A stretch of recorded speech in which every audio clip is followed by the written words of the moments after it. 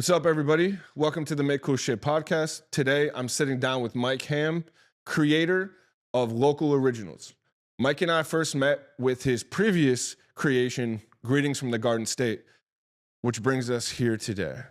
Why change Greetings from the Garden State to go to Local Originals? Wow, big question Right out of into the it.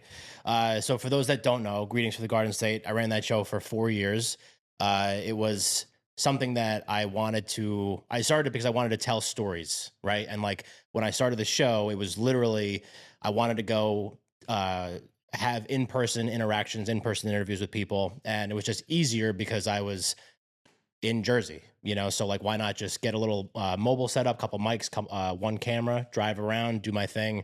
And after, 4 years of doing something one way, it just started to kind of seem like I wanted to do things a little bit differently and just focus more on the visual side of things because it was always something that I was interested in, but never really dove into really significantly, I guess. And then, over time, started to kind of like make that shift a little bit more, got a little bit more into photography, bought a couple new lenses for the cameras. And then I recorded my first episode of it. It's coming out in January, just at a buddy's oyster farm down in Tuckerton. And it went really well. And I was really happy with the way I was able to like tell a story in a more condensed format. And then also open up my world a little bit more to things outside of Jersey. And like Jersey has given me a lot of things. Like everything that I have in my life right now, I owe to this state, really, whether it's the show or just life or whatever. And there's still going to be like that running thread between all the different things that we do because it's easy for me to get to places in Jersey because I live here. But I was meeting people and seeing stories and seeing topics that I really wanted to explore, but felt like I was kind of in a little bit of a box with what I was doing previously. So now it just kind of gives me a little bit more creative freedom to do things differently. So we already have a few guests lined up for it that we'll record after the holidays and, take it from there. And it's going to be great. So it was a natural evolution. A natural evolution. I think like with any, I don't know, for me at least, creative projects, not that they have like a shelf life, but if I start to feel like the product or the quality of it, or at least like my general interest is starting to wane a little bit, that just gets passed on to a listener, a viewer, a community member, whatever. They So can like feel it. they could feel it. And like I know, and I did this a few times this year with different things that I tried to start or do or whatever. Like I'd be sitting there, whether it's talking to somebody or doing something solo, and I just like would cut it short, or it wasn't scratching the itch anymore. And I just felt like Greetings was such a successful show for me personally. And like I said before, it put me in a lot of different rooms that I really had no business being in. But because I was able to build up a level of credibility and a level of success with that show in a lot of different ways, it just was time. It was time to kind of almost take what we were doing, level it up on different platforms or like different, avenues, whether it's the visual side or the photography side, whatever.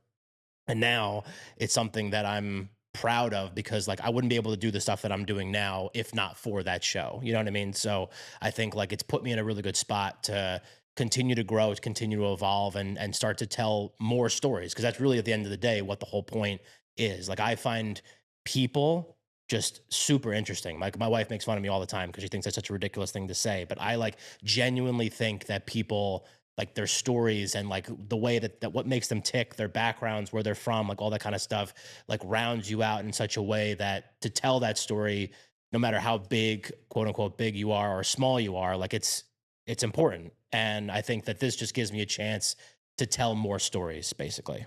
And especially on a podcast, right? The last episode I had someone in my own family on, and when the podcast ended, we were like, we haven't sat down and talked for 45 minutes Yeah. ever. Right. Without being interrupted or being at a family event or what have you, right? Yeah. So you really do podcasts. Like I'm going to find out things on this podcast that I didn't know about you. We have a personal relationship Right. and we have a professional relationship. But when you sit down and you uncover those stories and you really dig into who the people are, that's really outside of social media content. That's the main reason why I have this podcast. Yeah. And I think like you start to realize that like you said, you have relationships with people, but then you start like, digging on certain things. And like I always say, like as a host, you are a Give me some tips. Give me some tips. You're a storyteller, but you're telling my story. But you know some of it, but not all of it. So like you have to get me to tell what you think is interesting, because ipso facto, your listeners would probably think that's interesting as well. So if you're able to get me from A to B, you decide what that B is, then that's how you create and craft like a story from start to finish. You know what I mean? So if you're doing a 45-minute episode, one thing that we're doing with Local Originals, we're cutting it down to like 7 minutes, and I'm not on camera at all. I really wanted to kind of make that shift and kind of just do more of like the behind the scenes type of thing. But with a 45-minute episode, like there's so much you could talk about in that length of time. So you're taking a 45-minute clip and editing it down to 7 minutes total. Yeah. So what we're doing is just specifically, like I'll take, like, let's say you're my guest, and I'll record you, video you throughout your day, basically doing your thing, like designing, having meetings, whatever. Once that's all done and I feel like I have enough clips, I'll just sit down with you off camera. I'll put a mic on you. I'll ask you questions that I have kind of written down beforehand, which I never used to do. Like I just like the organic flow of a conversation. But I think that there's also times where, at least for me, like there were stories that I felt like almost got, like significant parts of stories that got washed away because you have to fill 45 minutes. You know what I mean? So if you have like one really significant, awesome story and that takes 6 minutes, but then there's another 39 minutes that you have to fill, you know, assuming that you're trying to go for 45. So I was like, I'm just going to really I'm going to get as much as I can. Like for the episode that I did with Matt, we recorded about 30 minutes of audio, and I took that, I transcribed it. I went through, I picked out what I thought were all the best, you know, soundbite bits, and then stitched it together. So it's kind of like a voiceover overlay monologue type of thing. That's his voice. And that's the one thing that we really want to try to do is like, you want to hear from that person. So like when you watch this, it'll be Matt's voice or Drew's voice or whoever's voice is the guest, and them telling whatever their story is, and then with the aid of all the visuals that we'll get over the course of the thing. So yeah, I'll probably record about 30 minutes or so of audio, and then I'll clip it, you know, where I see fit. I like that though. Short form content versus the long form content that you're doing before. Yeah. You know, and like maybe there's a day eventually where like I feel like I'm calling it more like a mini doc series than a podcast. And honestly, I probably won't even really put it on like a Spotify or anything like that, simply because I just want it to live the way I want it to be consumed. Like I want it to be watched. I want you to see like all the stuff that these people do, how they work, how they live, how they go through their day, with obviously the audio component of it. But I just think that like, maybe one day it grows from mini doc to a longer form type thing. But right now I feel really comfortable with like, just, it's, you know, 5 to 8 minutes and just hammering you with the best bits of that person. And you get like a really kind of just deep dive really quickly into their life and career or whatever the case may be. The sad part is the world has such a pathetic attention span. So right. I do think a 5 to 8 minute clip is something that can easily be digestible. Yeah. Something you get more views on, right? So I think from a business perspective, that's great. And it's something that I don't see out there as often, right? Most people have longer form podcasts like this. Why do people have this type of longer form podcast? Because you hope that you get 15 clips that you can put up on social media. Yeah. Right. But to your point, I was talking with Mike here at Goose Media off camera, and Alexandra, our guest that we had last week. It's not planned. This conversation is not planned. So you're not organically in your head saying, okay, that's a 12-second social media clip. Yeah. That's a 15-second social media clip or whatever. It's a free-flowing conversation. And you have to hope that you're able to then stitch it to make the social media content make sense. Yeah. So I actually really like what you're doing, because you're kind of doing the opposite. You're recording everything, but you're consciously and purposely clipping, cutting, editing to be a mini movie, a short, rather than an actual podcast. Yeah.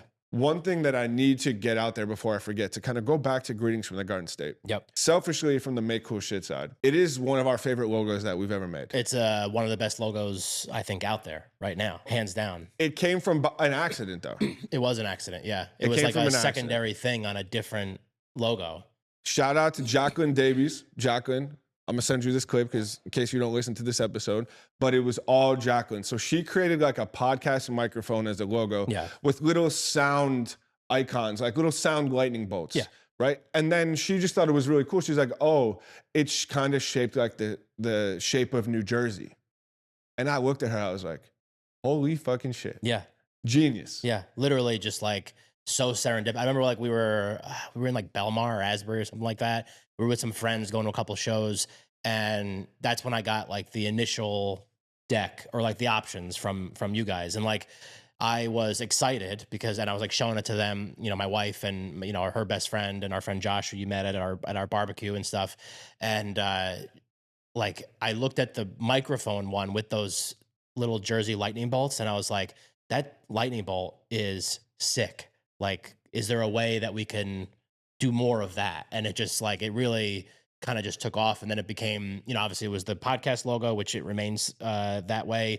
When we launched Radio Garden State, we kind of took that and whited it out and made it kept, you know, the synergies between the brands. And yeah, every time I wear that hat or wear something with that logo on it, I always get somebody be like, is that New Jersey? Like, and they always ask questions. And I think to me, that's just a testament to like what you guys did for that particular project. Like if you get people to ask you about it and talk about it, that's what it's all about. And I think that's really when we like brought the lottery on as a sponsor for the podcast, when we like changed the theme song, when we changed the website, the logos, like it was just such a perfect synergy thing. And it just like worked out so well. And I was just so happy with how all that went. You've had a successful podcast. Yeah. Right? Most people who have podcasts or are creators or what have you don't necessarily have the success. You had a sponsorship from the New Jersey Lottery. Yeah. You had general sponsorships. Something as small as that, just period, having someone paying you to be sponsored on your podcast is a big deal in terms of revenue, right? Whatever you received is whatever it is, but you built this thing for 4 years. Now you are clearly going into a new venture.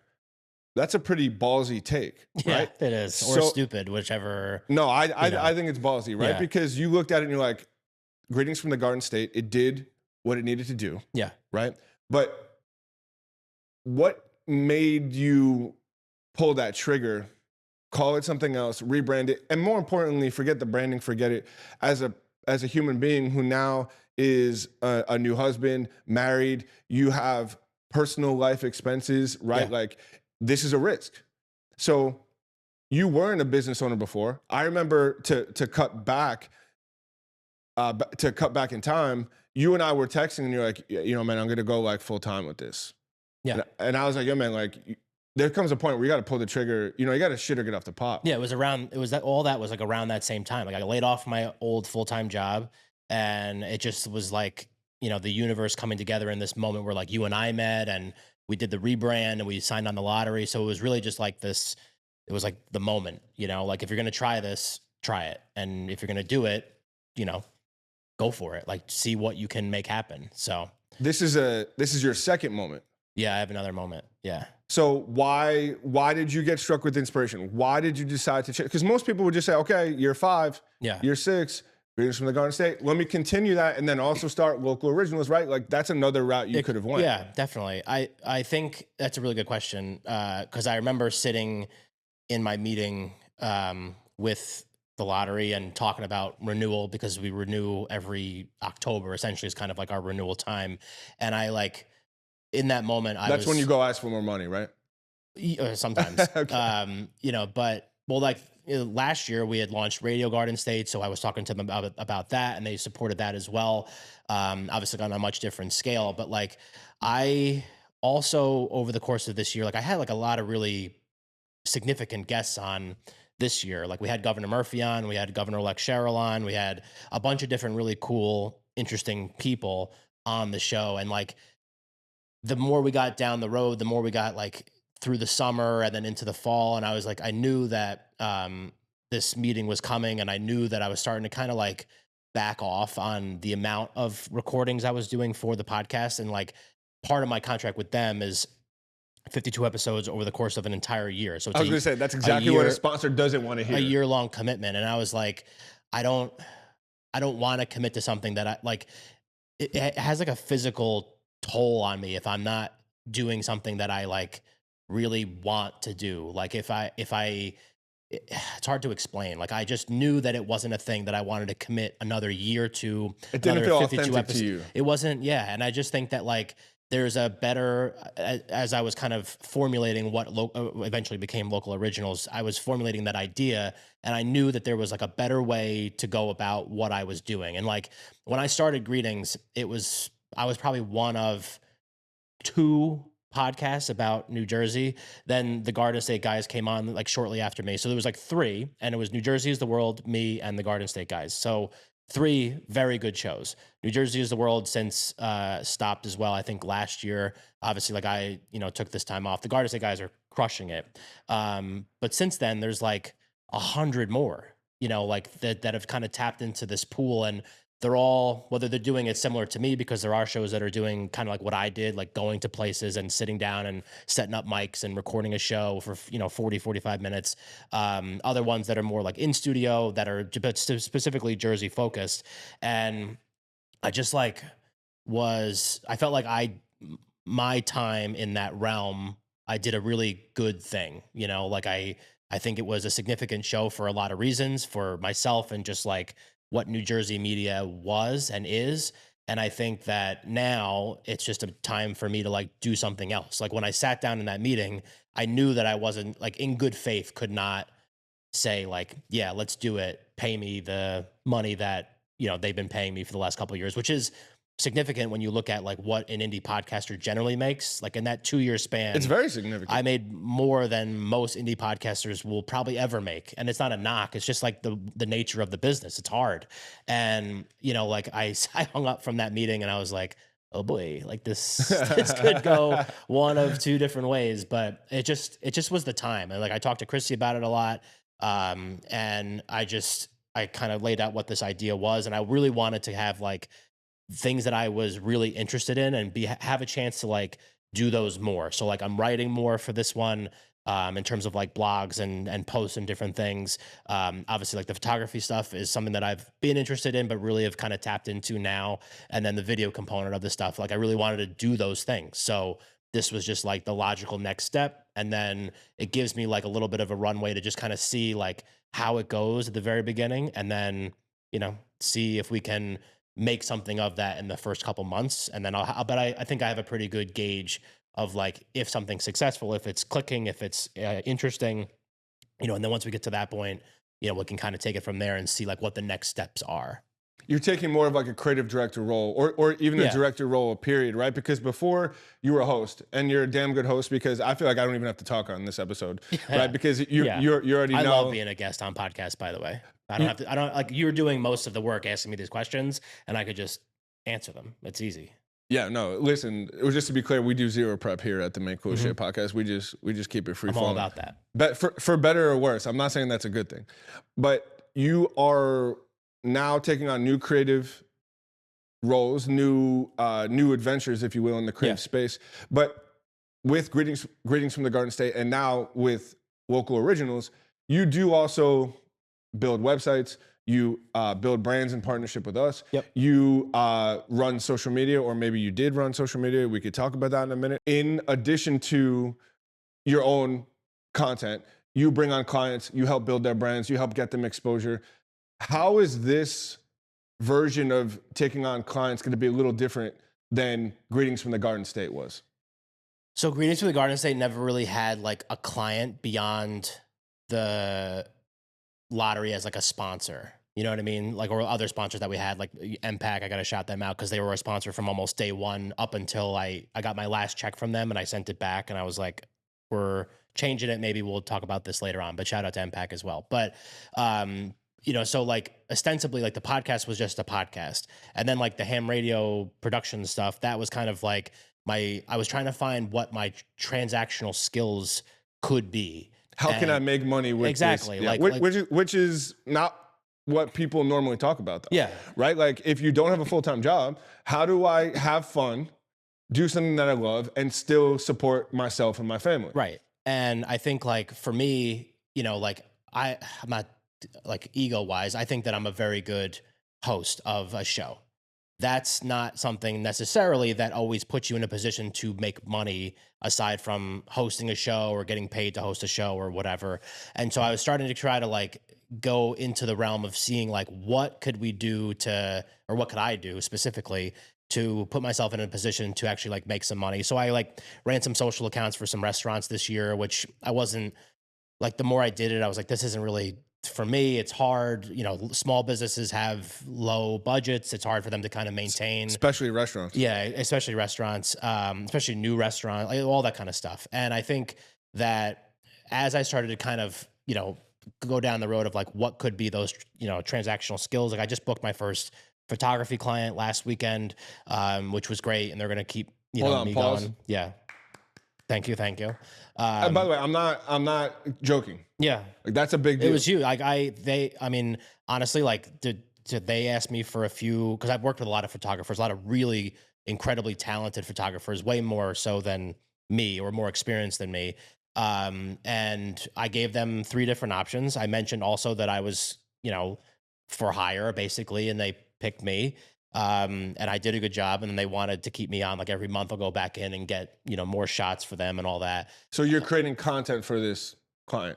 Photography specific, client. yeah, for their website, for their socials, all that. Like I'll show up for a couple hours during some workout classes, you know, because it's a gym, take some pictures, and you know that's what that is. And then for the local originals, one of the things that I also started to see, and why I started to get like a little bit burned out with greetings, was the fact that like after a while it just felt like it was so promo-y. Like everybody, and I get it, like it's what, like I'm promoting the stuff that I do with you right here. You know, the guests you've had on already or have done the same thing. I'm sure there's gonna be other people that promo stuff down the road, but it just was like taking what the crux core of like the whole point of why I started greetings at the very beginning, with like telling those stories and finding interesting people and all that, and like started to kind of just be like, let's just talk about your, I don't know. Oh, you have a book coming your out? Yeah, your book, your smash. And I was getting pitched like constantly, like 10 times a week, sometimes on different topics, different guests, different whatever. And I was just like, this isn't it. Like wasn't the point. So with local originals, I have a very specific way that I'm going to be choosing guests and receiving pitches. So like we could work with like a tourism bureau, we could work with a municipality, we could work with a local business.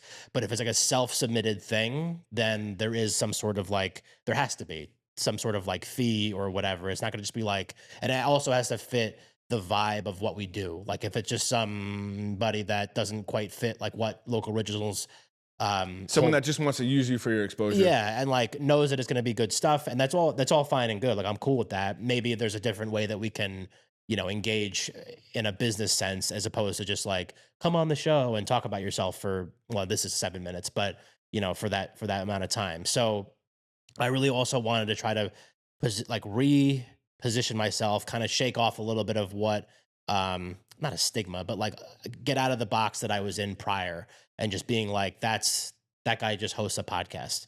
Now it's just more of like, this guy is a creator, and kind of like, you know, and what I hope is like a full essence of what that word kind of means. Like I do different things. I've always done different things for the last 5 years, or 6 years coming up. And I think like I have a lot to offer, and I just felt like I didn't position myself the right way at the beginning to get it where it needed to go in terms of like making money. And you know, for this, I think I have a better, you know, trial by fire type of thing, where I just like have put myself in a position to be someone that people seek out for different things, for help, for, you know, advice, for coaching, for whatever. And now all of a sudden I'm in a spot where I can like use those skills that I've developed over the last 6 years to, you know, continue to make this more of a self-sustaining business. You have a bigger toolbox now. You have a bigger arsenal. Toolbox, 100%. Yeah, that's a great way to say it. I have some criticism for you, because I just thought about this, right? Okay. I'm in a similar place. Yeah. And what I mean by that is I have my personal brand, and then I have the Make Cool Shit company. Mike Ham, as far as I know, has no personal Mike Ham Instagram where he shares his work, he shares his life. In the past, at least, and once again, unless you've changed this in the last time I checked Instagram. Yeah. You are using Live Originals kind of as a pseudo Mike and Yeah. Me and the brand. me and the brand. Yeah. So I believe now, after hearing what you're saying, Live Originals should be Live Originals with a sprinkle of Mike and a collaboration with a personal account. And now Mike as the creator, as the photographer, as the consultant, what, you know, all the arsenal that you have on the table. Also, that's a good way for you to make Live Originals live on its own. Right. Yeah, I don't disagree with that at all. And it's definitely something, there was a point while I was running Greetings where I was like, I was, not that I was anti that show at that time. It's just like, I knew that I needed to have more of like a personal presence, because like, even without that, like, you know, Mike Ham as a person still, like, in different circles throughout New Jersey, like, it's a name that has some cachet. You know, Exactly, like, but it doesn't on social media though. A minimal social media presence on like Instagram, but like LinkedIn is where kind of like I shine, particularly like in that realm of people, whether it's, you know, different organizations that we work with from a government side, from whatever, and like that's where those people live, and that's where most of like my personal stuff goes, I guess. But it is something that I'm actively thinking about and seeing if like I have the bandwidth and the time to split kind of like what I've been doing, because I think the local originals page, which is basically just the Greetings page rebranded, because I wasn't about to start building back up another thing it's from smart. scratch. Keep your demographic that you've already had. And like people like the content that I produce, the people that follow me at least like the content I produce. So this is just going to be, in my opinion, better. So hopefully that keeps them there and then attracts more people and all that. But yeah, it's definitely something that I totally agree that that's something that probably should be something that I do. I just haven't done it yet. And it is another page to run, but I could only speak for myself, right? My personal page on Instagram, I only have like 2,700 followers or something like that. But only 2,700. That's a lot. If you think about it, put 2,700 people in this room right now. That'd be a significant amount of people. I said this, I think I've said this on multiple podcasts, but I have a problem where I don't know where enough is. Yeah. Right. So like Instagram, by the time this goes live, we'll have probably close to 40,000 followers. Probably, right? I get around 2,000 followers a month. Yeah. My brother said to me, and I don't even think my brother remembers this. He said to me like 6 months ago when I had 20, or however long ago when I had 20,000, he's like, dude, you could sell out Madison Square Garden. Yeah. And I was like, wow, okay, that hit different. But at the same time, it's good to acknowledge that, but I do want 50, 100, and not from a greed standpoint, but more eyeballs means more customers, 100%. means more revenue. Yeah, and like if you have that K, you know, if you hit the 10K and then it's bigger or whatever, like I think that there is something to be said for just like, it sounds so superficial and whatever, but people like almost respect that more. Like when they look at your stuff online, and if you have that significant online presence, like they're like, oh wow, like this person has a huge following, like we need to do stuff with them, you know, and vice versa. If you are like 2,700 is a lot of people, but like if you had the option ostensibly of like 40,000 versus 2,700, more often than not, you're going towards the 40,000. Yeah, it's psychology. Yeah. It's also proof that if you have the higher amount, you're probably, assuming it's not like paid for fake followers and stuff like that, right? It's proving your worth to an extent.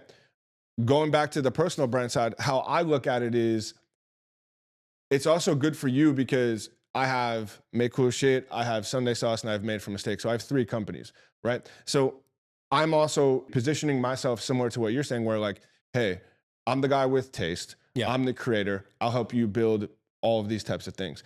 It used to just be, okay, Drew's part of Make Cool Shit. Right. But I don't really post my personal stuff, right? I'll post something with my daughter or something with my family. But being able to separate Drew from Make Cool Shit, and then that's what you should be doing for Mike Ham too, because then you could be more photography. You could be more, by the way, Mike is a connoisseur of grilled meats. Pause. That's because his wife, Chrissy, works for one of the bigger meat Chef's Warehouse. Allen Brothers Chef's Warehouse. She was a butcher for a long time, a chef, all that. And she's a little badass. She's the best. Send some tomahawk steaks over to the office, she helped me pick out my outfit today. I look pretty good. That's what married life is like. It's great. You have By the time this episode airs, I would like to see a personal Mike Ham Instagram account. So you'll have your. I have one that exists in the world, but like I don't. But you don't fucking follow me. Yeah, I haven't been on that one in forever. It's called Hambone BBQ because that was like another stupid idea I had years ago. Kill the BBQ though and keep Hambone. Great Instagram. It is a great name. It's one of my nicknames, you know. But yeah, I do agree that it is something that needs to happen. You have a personal brand. You're launching a new brand. You work on other clients' brands. Yeah. When you hear the word brand, what does that word mean to you? So I think we were talking about this off mic a little bit. Brand to me it's extremely important. And I'm not trying to take anything away from it. It's how people react, how people feel about you when they see you, your stuff, all that. I personally think that brand, like authenticity for a while during like COVID, and you would be like in all those, you know, Clubhouse chat rooms and whatever. And everyone was like, Clubhouse. Remember Clubhouse? Oh, yes, sorry, yes, audio space. I do remember. And like you'd be talking about people like, oh, you got to show up as your authentic self. And like authenticity to me at that point just got so bastardized that it kind of took away any meaning of what it really was supposed to be. And to me, like brand, not that it's in that same realm, but I do feel like there is a point where I think you just need to be like, accept the brand for what it is. Stop trying to like constantly like work on it or shake it up. Cause that is a thing that a trap that I fall into personally. I'm always like tinkering on stuff to try to make it so perfect and get it to like, you know, be across all my channels and across all this stuff. And I think that sometimes people are hesitant to start things because like they don't have the perfect brand or they don't know like the audience that's going to connect with that brand. Again, it's super important. It's, you know, like that is one of the things that I really wanted to make sure with Local Originals that it was a brand that was, and I think you and I talked about this a couple weeks ago, like totally separate from what Greetings was. And that was really important for me because I did not want it to be something that was seen as just like, a light refresh. Yeah, like a little, just like a logo change and a name change, but it's the same show. Like I really want it to be totally different. The color scheme is different, the name is different, the vibe is different, you know, all of that. So for me, brand is how people react when they see you or your project or your thing show up. And just to me, it's just like I don't even know exactly like where I was going with that whole brand thing, but it was more just a matter of like accepting the brand for what it is and then being able to kind of build it naturally and not force it. Like I think that's really what it is. Cause like authenticity became a thing where people are trying to force their authenticness on you. Like, oh, I'm so cool. Like, this is really me and I'm wacky and I have a lot of tattoos or I have this or I have that. And it's like, that's not authentic. Like, it's just you trying to be what you think authentic is. And that's to me, like brand almost kind of falls into that same trap sometimes. Like people fall into that same brand trap. You know, it's like, oh, I have to have like this awesome brand. And while that's amazing and I'm sure will help. And, you know, obviously like we talked about the brand that you helped me build with Greetings, like that was such a significant thing for us and such a huge help in as how we changed and adapted and kind of refreshed ourselves after the first 2 years of doing that show that, you know, I can't take anything away from that, but I do think that it's, you know, you have to be mindful of how you go about building one, basically. Yeah, you need to start with strategy. You have to start, you have to have a plan. And that's something that at the beginning, like the first ever podcast I started, no plan. It was just like, we're just going to see what happens. Second podcast, better plan. Refresh 2 years in of Greetings was kind of even more of a plan. And now with Local Originals, it just feels like to me, I finally have just like, I'm mindful with what I want to do. I'm, you know, picking my spots. I'm creating the stuff that I want to create, not just for other people, like for myself. And if I find it interesting, I hope that other people would find it interesting. What do you want to, or maybe you just answered this question, but what do you want people to feel, say, react to when it comes to live originals, right? Because you just gave this whole breakdown. Local originals. What did I say? Live originals. That's still cool. I like live originals. That's a subsection. Maybe we do like a live event. Yeah, a live event. Yeah, there you go. We do live events. So you just changed 2 letters. Yeah. But how do you want people to feel, right? Because one of my definitions of a brand is, there's many, but it's what people say about you when you're not in the room. And I also believe, additionally to that, brand is an emotion, Yeah. right? Because design is subjective, right? Whether you are authentic or not, it's all through the viewer's eyes, right? So it's mainly subjective, but how do you want people to feel? And how do you want people to talk about live originals after it drops, once you got some momentum? In your perfect world, what's that reaction from your end user, from your client? I want people to watch it and feel like they could be a guest on that show.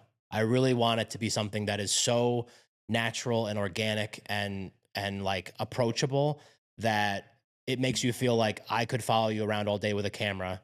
You can answer my questions and we can put together an episode, because that's ultimately what we're trying to do. Like, we're going to have some, cool guests on, like a couple of them. Like Jamie's going to be one of them, that he's going to, like, one of our launch episodes, because it's just easy for me to start with some people that I know, and if I need to like reshoot or change some things, it's easy to ask a friend than not. But like our friend Candy, she's a stripper down outside of Philly. Like, we're going to do an episode with her. We met her through our friends at Tony's down in AC. Like, we have That's gonna get some views, I think. I think it's going to get some views, but it's all going to be like, it's not her stripping, it's like her story and like how she preps, how she winds down, how she does that whole thing. And like, that for me is like, that's what's important about this, is like, I genuinely, like I said before, genuinely think that people, no matter how, like, where you fall on that totem pole of what you think, recognition is, like, everybody has a story that is important to them, important to other people in their lives. And if we can craft things that make you feel like you can connect with that person and like be friends with that person, and not, in more of like a, like, this is an interview and this is why we have this guest on and you've done this, like, it's less that and more just like natural storytelling that is hopefully going to be able to connect to people and make them feel like they're a part of it, like that person could be a friend of theirs, and I think that's really what I want people to, in a perfect world, that's what I want this show to do. Has anyone asked you that question before, and have you ever said that out loud before? No. Okay, the reason why I'm asking that is, when this episode goes live, you need to clip that 25 seconds that you just spit out. Yeah. And your entire brand and your entire company should be looked through that lens.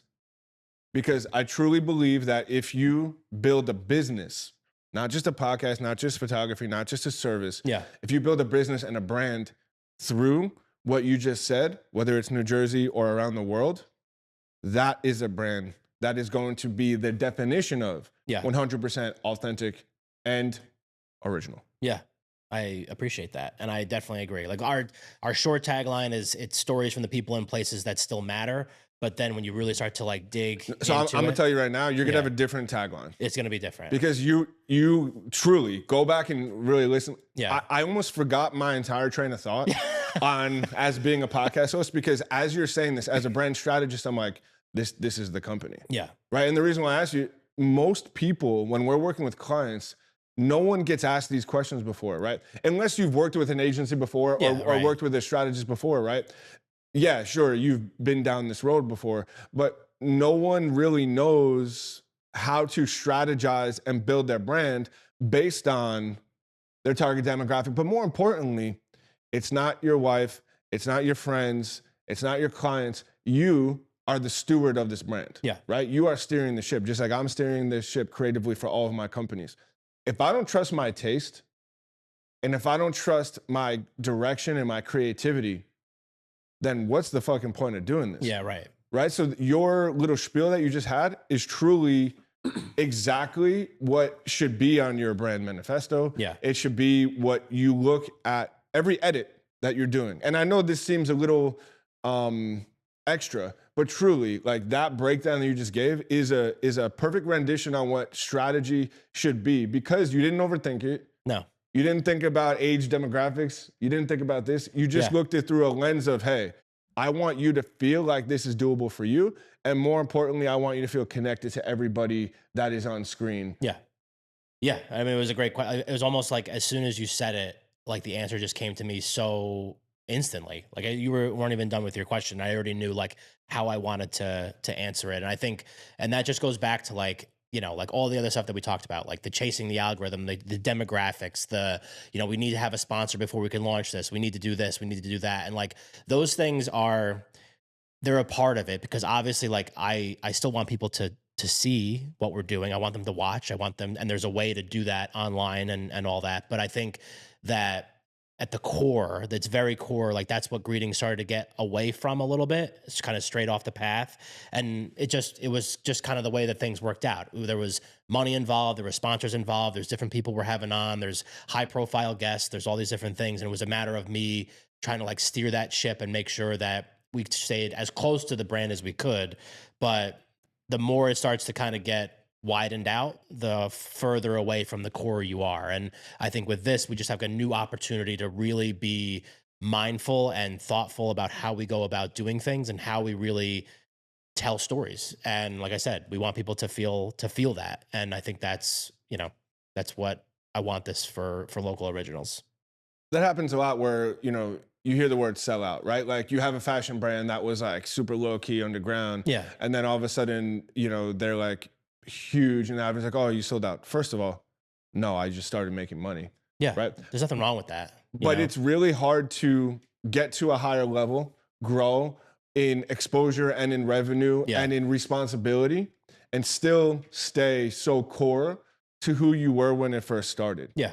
Right. So you need to keep that in mind now going forward with local originals, where it's like, okay, once again, harping back to your answer from, you know, how do you want people to feel, is the reason why I truly need you to transcribe it, clip it, and clip it, and we'll send it to you, is because you can't get that answer again.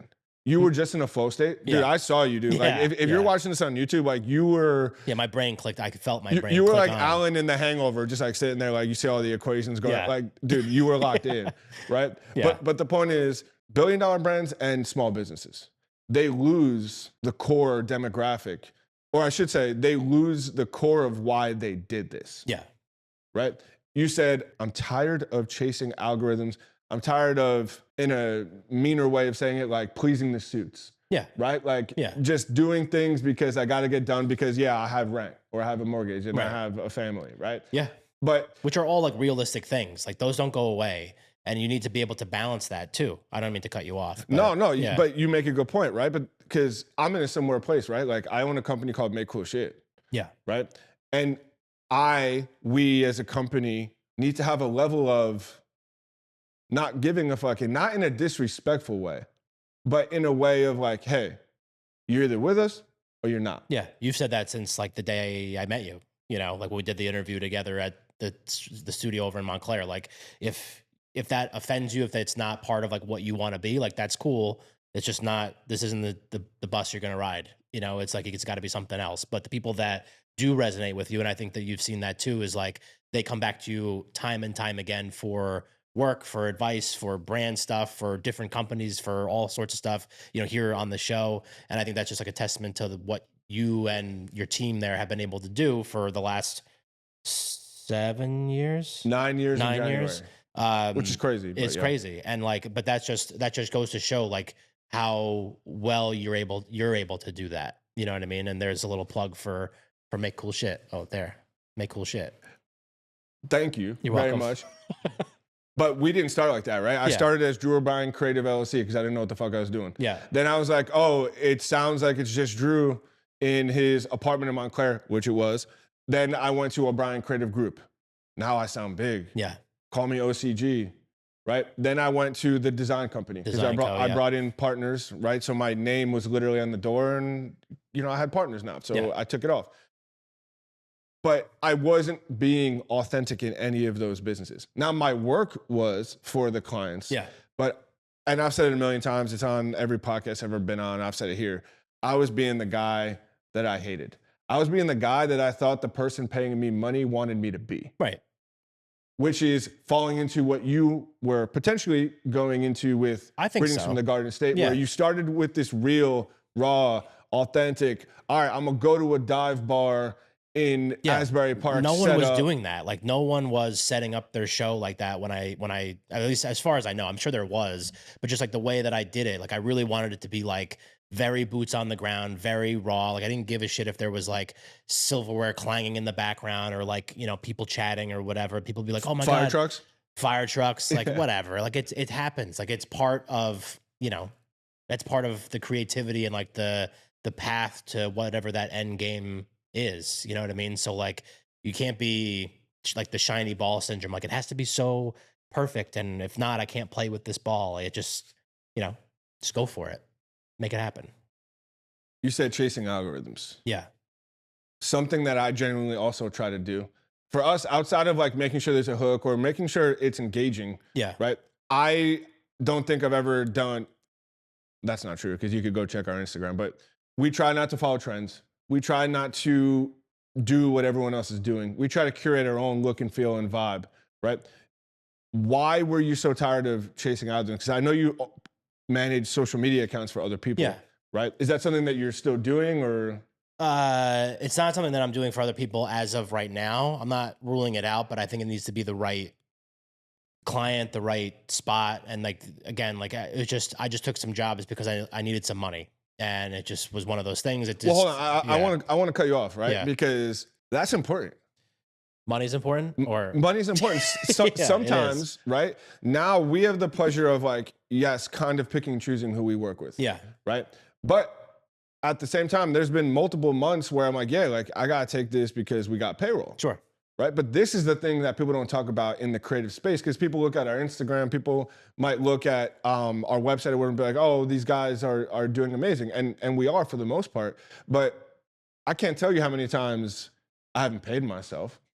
Right. Yeah. Or I can't tell you how many times I took on a shitty client that I knew was going to be shitty. Right. Right. And it's not even their fault. Like it's my fault for taking them on because they've just never done this before. Yeah. But people don't talk about in the creative space. Yes, sometimes you just got to take things because you got to pay the fucking bills. Right. And it just, you know, seemingly at the time, like it made sense. Like I knew a little bit about restaurants, just like from my experiences, my wife's experiences, my friends that own restaurants and all that kind of stuff.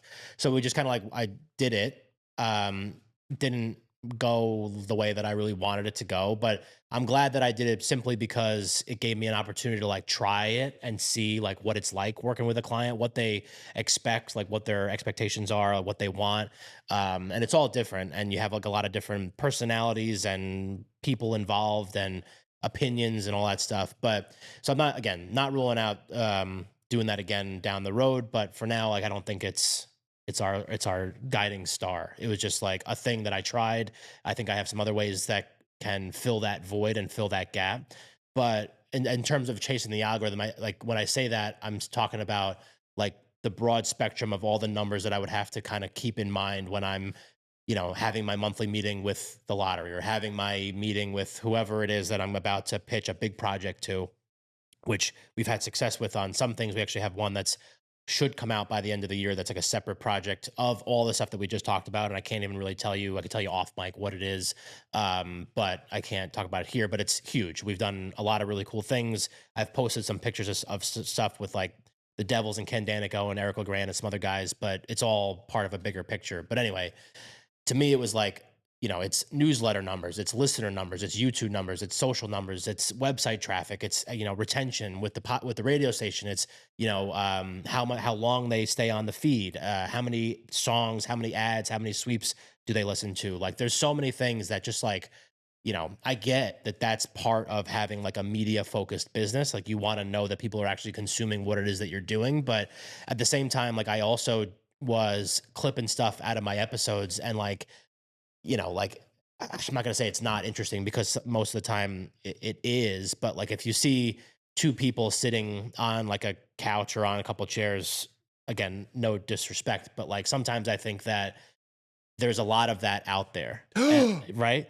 But like if you do it the right way, like it all works out. But I do think that there is something to be said of like the way that we're repositioning what our content looks like and feels like. It's less, you know, two people having a conversation. It's more the visuals of, you're going to hear a voice, but the visuals of what we're trying to accomplish with, you know, the footage that we're getting, I think to me is just like, that's just to me more interesting. And it may not click in. It may be, it might not have enough like stuff transcribed or stuff, whatever, to kind of like click into like the algorithm, so to speak. But we're just going to put our stuff that we get out there. We're going to be mindful about what we get, how we get it. And we talked about before how we're going to almost like edit it down to bite size long form, basically, because our long form is only 7 or so minutes. That's not long form, but yeah, It is, but like compared to what we're going to post on socials, which might be 60 to 90 seconds tops, probably less, honestly, like probably 60 seconds or less.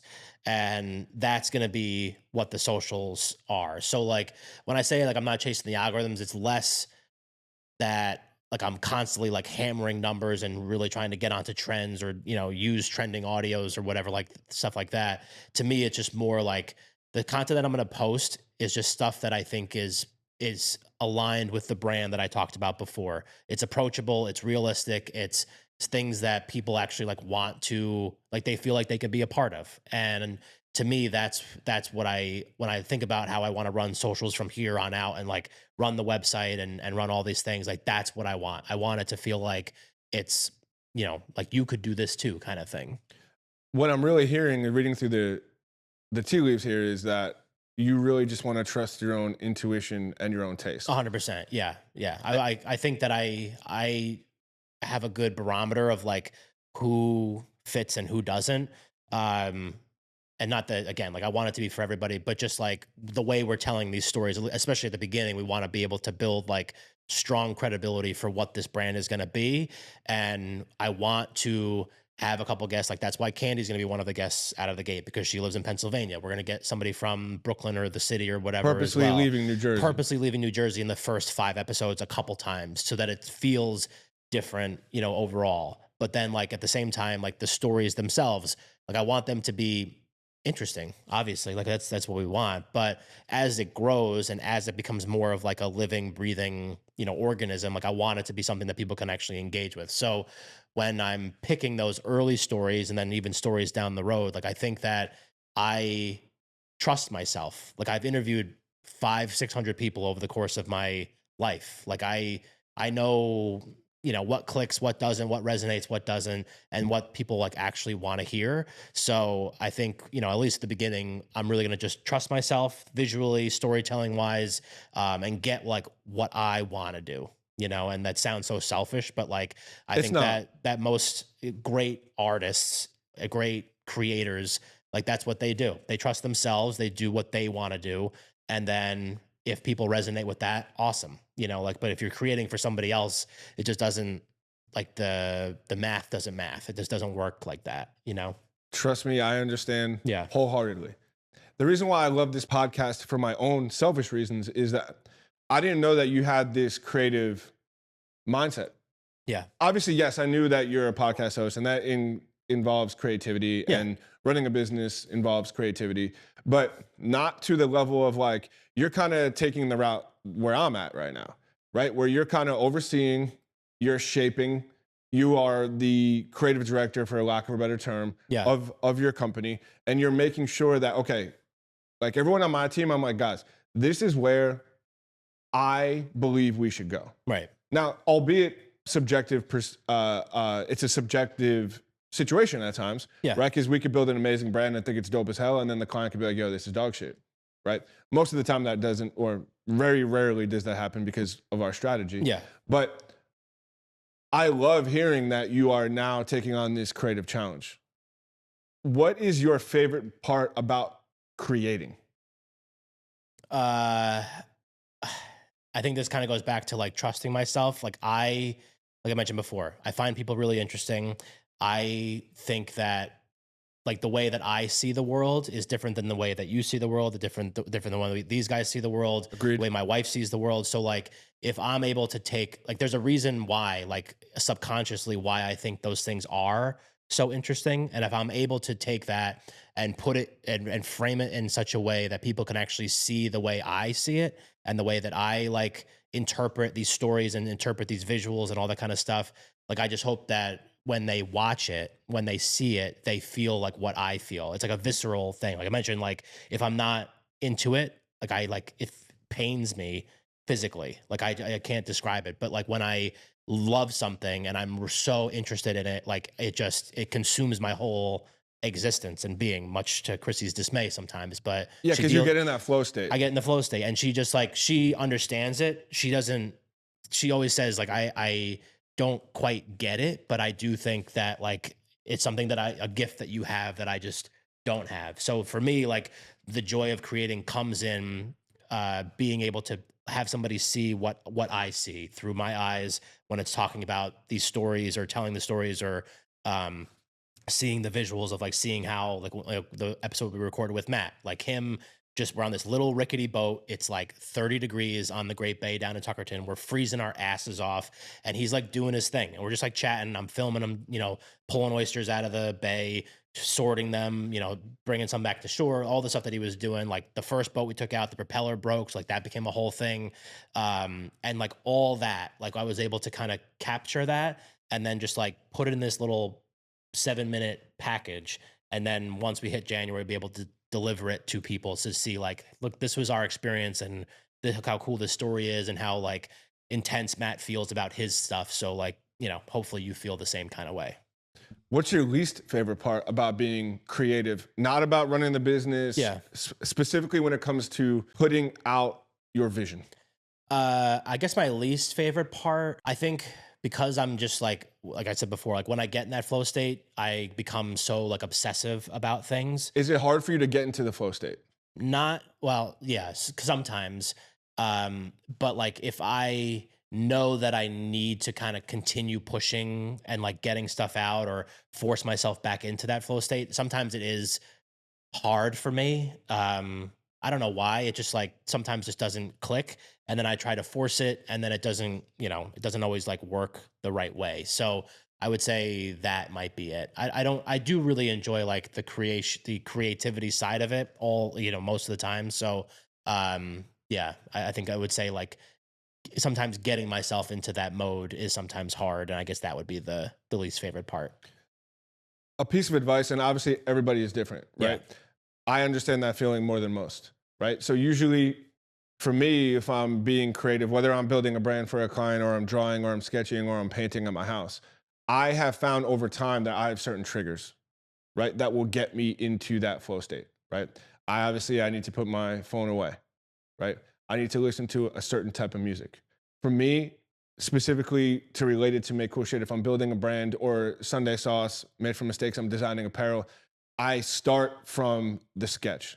So not only do I put my phone away, I'll have the specific music playing, but I start from the foundation of sketching and drawing because that's how I started as a creative. Yeah. Drawing, right? So whatever your like pure foundation is, right? Always start from there. And then over time, like in my experience, that's how your body kind of starts to trigger you and be like, okay, you're getting creative, you're getting creative. Now for me, music is like 80% of my flow state. Yeah. Right? If I have the wrong song that comes on a playlist, for me personally, I'm out of the flow state. Yeah. I got to change it. So I have playlists when I'm working on it. I even make playlists for clients. So like if a client is doing a heavy metal, rock vibe, I'll listen to only Metallica. Yeah. Right? So that'll put me into that thing. Now, you might not be as well versed in the flow state yet, just because you're finally entering like this creative finding renaissance. my footing. Yeah. Finding your footing. But as someone who's been doing it for 2 decades now, which is crazy to say out loud, where it's like start to kind of look at yourself, so like self-reflection, be like, okay, wow, I looked up and all of a sudden 5 hours went by. Yeah. Right? It's a little harder for me to do that now with being a parent. Sure. But now it's like you need to realize how you got there. Right? And then over time, you'll start to figure out your own trends and your own triggers of how to get into that flow state. Yeah. Yeah. For me, it's like, it's either early mornings, late nights are generally like my best times because it's, either Chrissy's sleeping or she's already left for work in the morning. She goes to bed early most nights. So like I have some time to kind of just like really focus on things and I shut everything off. It's just quiet, chill, dogs are sleeping, I'm chilling on my laptop, wherever. And then also sometimes like, it's just going out and like mixing it up with some people. Like go to the Great Notch Inn, have a couple beers while a local, dive bar band is playing and just like interacting with some, deplorables. Like sometimes that's the best way to kind of get me back into like that storytelling mode of just like, yes, this like I want to tell your story basically. Like that to me is sometimes how I'm able to kind of like then the next either we get home or the next morning it's like we're back, you know, and we're doing our thing. Just make sure when you're out with the deplorables or out in general, right? Because I fuck up with this all the time. I forget to write my ideas down. That's something that I'm really trying to get better at is like having something with me to write. Put it in your stuff phone. down. I know. I have a notes app with notes. Yeah. Right. But Crazy. it's yeah, right. It's almost like they knew that we Yeah. needed this. So normally I would ask people where can they find you? But you don't have a personal Instagram, right? Which you will. You Which can I find them will. on LinkedIn. Yeah. But where can people find you? Where can people find your new brand? Yeah. Local Originals. So Local Originals on Instagram is local.originals. That's the Instagram handle. It's like I said before, it's a rebrand of Greetings from the Garden State before, but you can tell that it's different now. The website is thelocaloriginals.com. We just launched the site officially 2 days ago, so it's still fresh. It has like one blog, a bunch of pictures up there. Once we start launching episodes in the middle of January, the episodes will start populating in there as well. So the Local Originals, thelocaloriginals.com is the website. Local.originals is the Instagram handle. And by the time this episode drops, you'll probably have some more episodes and some more content on the website and some more content on social media. 100%. Mike, I appreciate you hopping on here. I've been a guest on Greetings from the Garden State. Yeah. So I had to go ahead and repay the favor and have you guest on the Make Cool Shit podcast. Yeah, I appreciate you having me and looking forward to all the stuff that you have coming up. Appreciate it. If you got anything from this episode, like it, subscribe, hit all the buttons. You know where to find us. Peace.